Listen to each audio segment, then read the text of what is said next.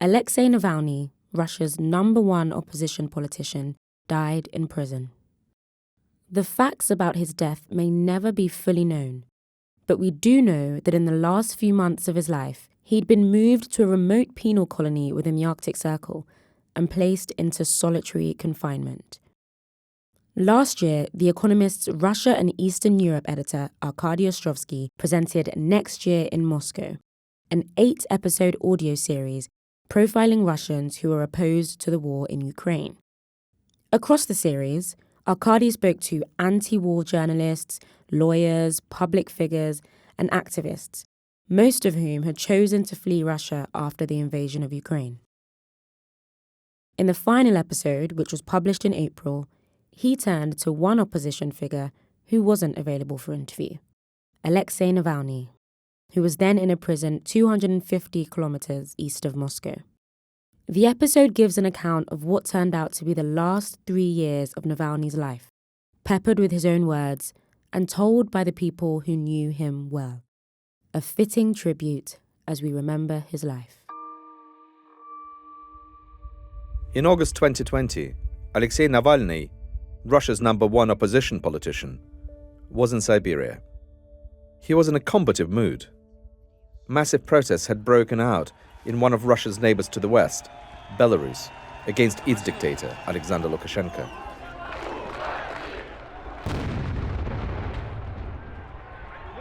Meanwhile, in the east of Russia, people were also out in the streets, rallying against the Kremlin and cheering protesters in Belarus. Navalny felt the moment was ripe with potential. So did the Kremlin.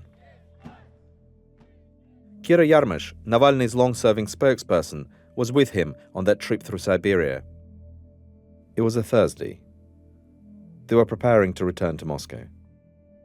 And I remember that when we boarded on that plane, I was very satisfied with the whole trip. And I thought how great it was and how great it would be to go back home. The plane took off on what should have been a 4.5-hour flight. Kira and Navalny were seated together.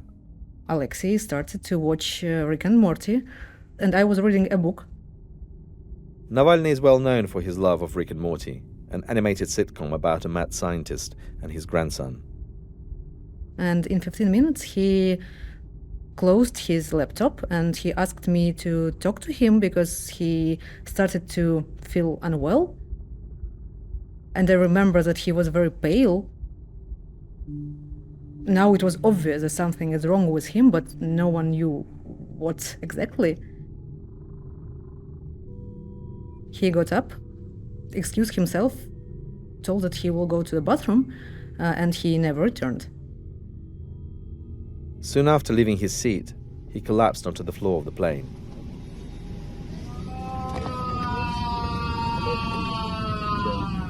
On a video recorded by one of the other passengers, you can hear him moaning in pain.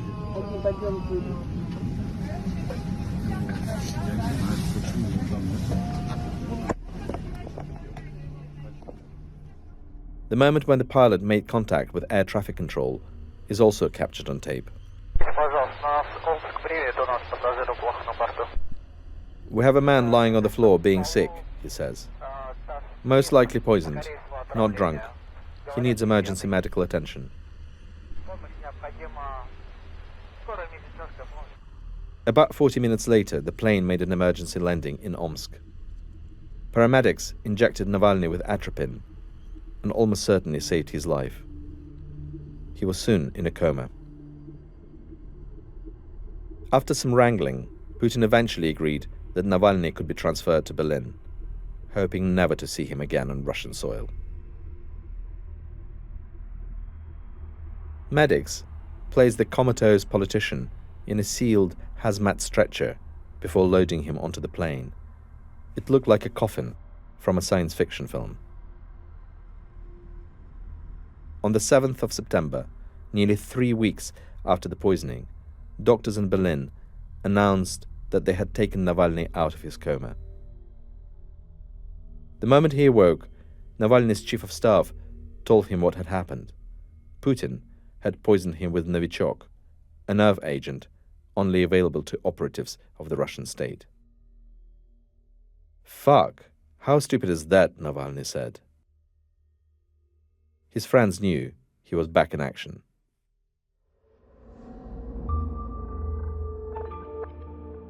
I went to see Alexei in early October. Kira met me on the corner of Kurfürstenstrasse in West Berlin and led me into a safe house that was brimming with German plainclothes security and police. Ну и до сих пор у меня выше нормы, поэтому вот сейчас в понедельник я делаю новые тесты. Поэтому ты спать не мог? Наверное, да, поэтому я спать не могу. Navalny looked gaunt. His neck was scarred where the intubation tubes had gone in. His hands trembled. His speech was fast. He had been having trouble sleeping, he said. Но ты собираешься когда возвращаться? Это все зависит от восстановления.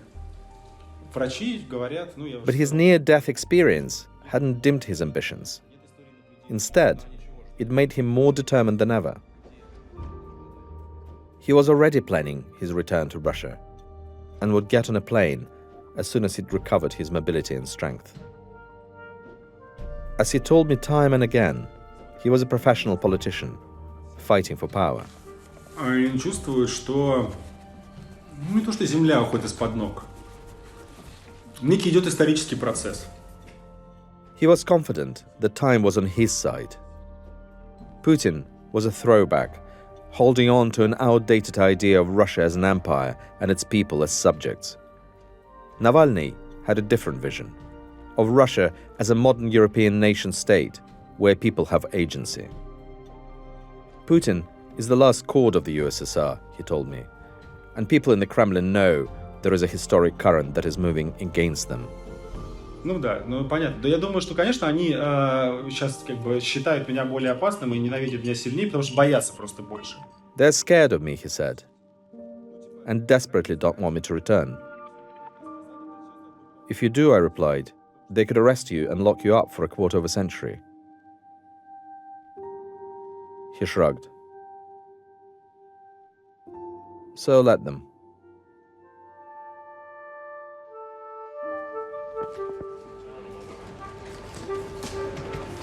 I got 2 bags.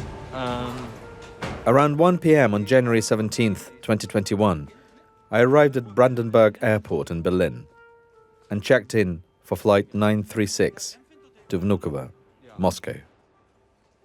It was operated by a low-cost airline called Pobeda, which means victory in Russian. The departure lounge was teeming with journalists. We made our way onto the plane and took our seats. Then, Alexei Navalny stepped into the cabin. Mr. Navalny from Israeli television, aren't you afraid? Mr. Navalny from Israel. Здравствуйте, Алексей. Вам не страшно? Алексей, вам не страшно? People clapped. Cameras flashed. Navalny slid into his chair 2 rows in front of me, in 13A, his lucky seat, next to his wife. Looking into a phone camera held by one of their aides, Yulia and Alexei Navalny reenacted a scene from a popular film. Мальчик, водочки нам принеси, мы домой летим. Boy, bring in some vodka. We're going home. The clip was soon live on Instagram. Navalny barely talked through the rest of the flight. He and Yulia sat watching Rick and Morty. As we approached our destination, I handed my boarding pass to him and asked him to scribble his thoughts on it. Yo, Arkady, he wrote. Last time I passed notes across rows was at school. Glad you're on this funny flight, going I don't know where. A few minutes into our descent, the captain made an announcement. Dear friends, this is your captain. Just now I put Vnukovo is closed by technical reasons. We are expecting delay in approximately... Moscow's Vnukovo airport, where 2,000 Navalny supporters had gathered, was, he said, closed for technical reasons. And a traffic.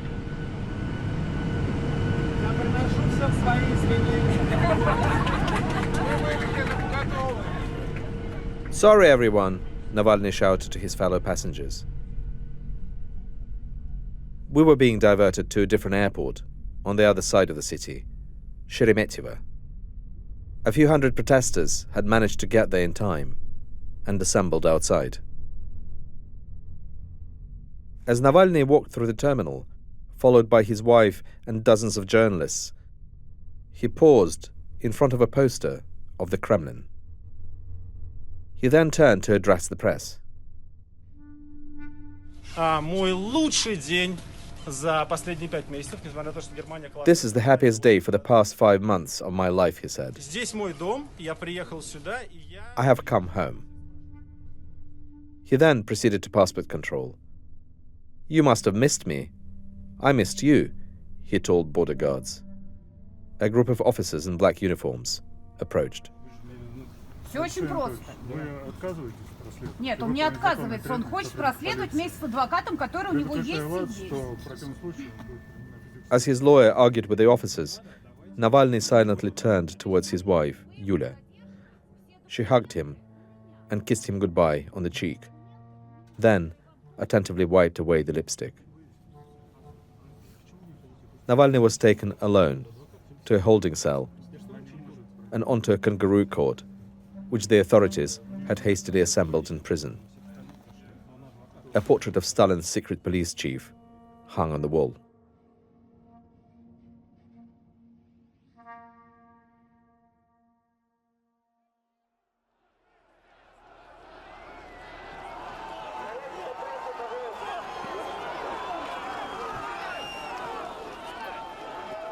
In the next few days, mass protests broke out across the country over Navalny's arrest.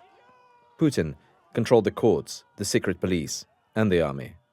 Navalny controlled the narrative.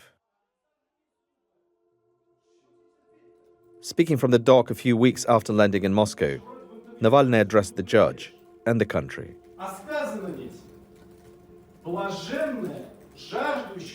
He spoke like he was at a rally or delivering a sermon. He cited the Bible before offering a modern interpretation.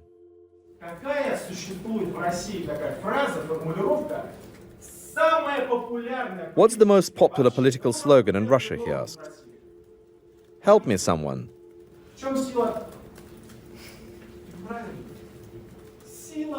Where do you think power lies? It lies in truth.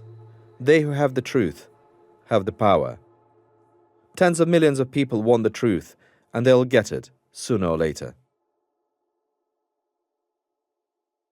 One of those millions of people, hungry for truth, was a young Navalny supporter, Maria Kuznetsova.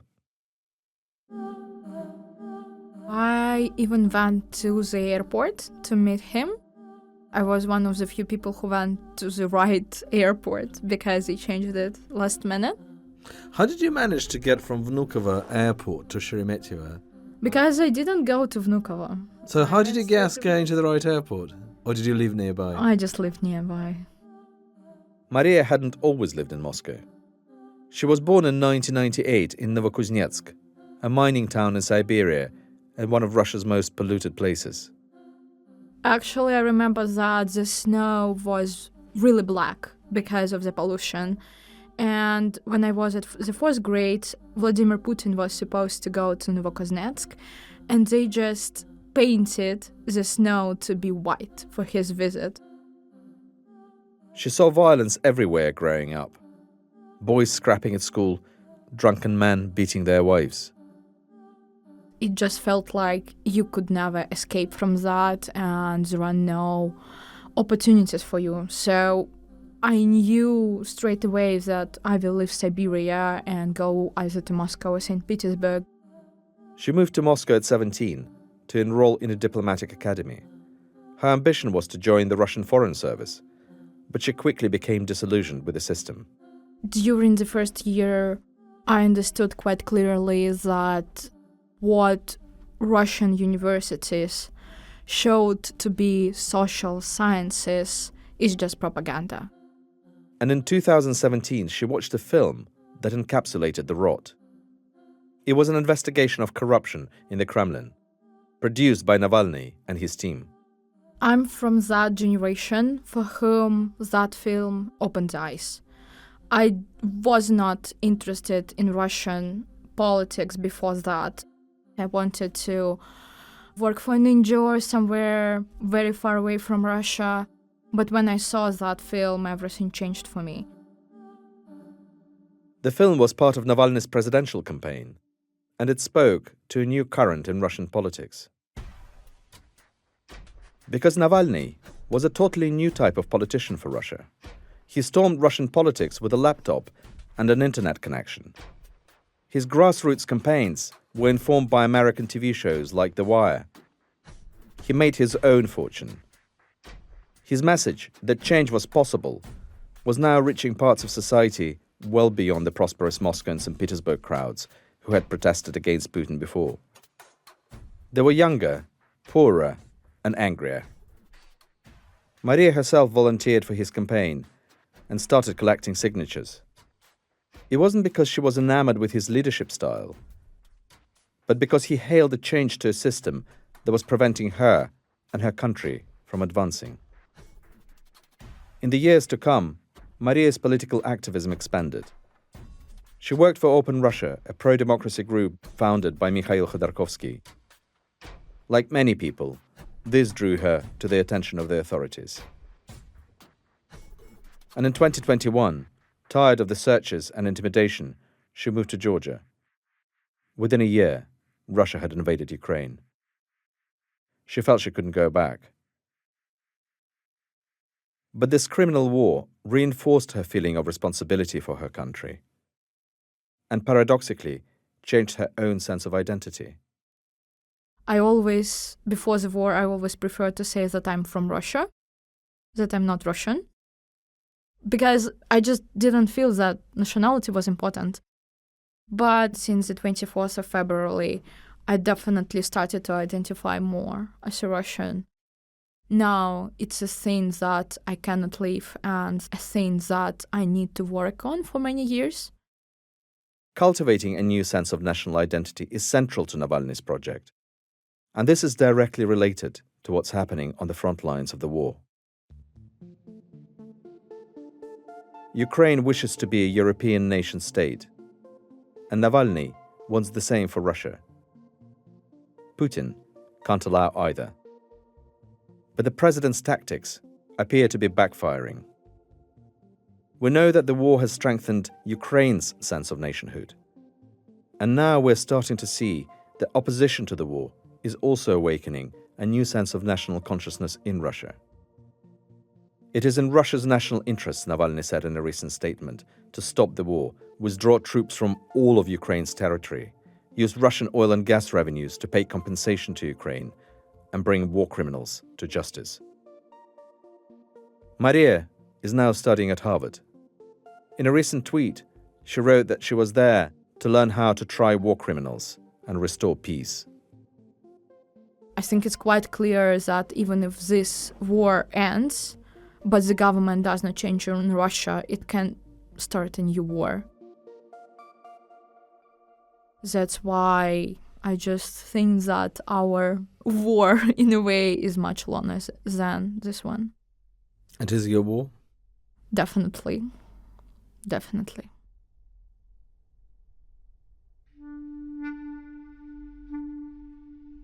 And this war, too, is a fight for territory. Because Putin wants to confine the version of Russia that Maria and Navalny both envisage to a remote prison cell. It's a metaphor with precise physical dimensions. His cell is about 6 square meters. You can't properly move there because it's tiny, and for a man of his height, it is like a concrete cage.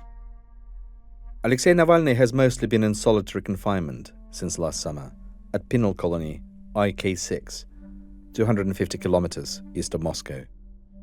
His spokesperson, Kira Yarmash, described it for us. There is only iron stool inside that is nailed to the floor, so you can't move it around. There is a tiny window, but it doesn't open, of course. There is no ventilation. There is no hot water. And in the morning, at 5 a.m., you have to give away your mattress and your bed is tightened to the wall and you are prohibited from lying on the floor. So you can only stand or sit on the stool. This is it. Everything is designed with the prisoner's discomfort in mind. Even the walls, which are finished with a rough texture. This is a special gulag invention, actually, so that it would be very uncomfortable to lean on that wall and you can't write anything on it. Prohibited from making phone calls, Navalny is given less than 35 minutes a day, during which to read legal documents and write letters. The lights in his cell are never switched off, and he is banned from buying food in the prison shop, subsisting on whatever he is given by the guards. In Russia, it means slowly dying from hunger, because it is definitely insufficient to survive on this type of food. Him being in this cell is definitely a torture. It is physical torture and psychological because, well, he is not allowed to do anything there. Kira says his health is failing and that he is rapidly losing weight. They called an ambulance to Alexei in the prison. So, the guards decided to call an ambulance. And we all understand that in Russian prison, only if you are in a critical condition, they will call you a doctor. But Navalny's experience hasn't deterred other opposition figures from following his example and facing the consequences for it. Ilya Yashin is serving an 8.5-year jail term. And while we were working on this episode, Vladimir Karamurza was sentenced to 25 years. By handing out sentences that hark back to the darkest Stalinist days, Putin is telling his opponents, abandon hope. By refusing to fear him, they're delivering their verdict. The 70-year-old president will not live forever. Prison exists in your mind, Navalny says in one post. And if you think carefully, I'm not in prison, but on a space voyage to a wonderful new world.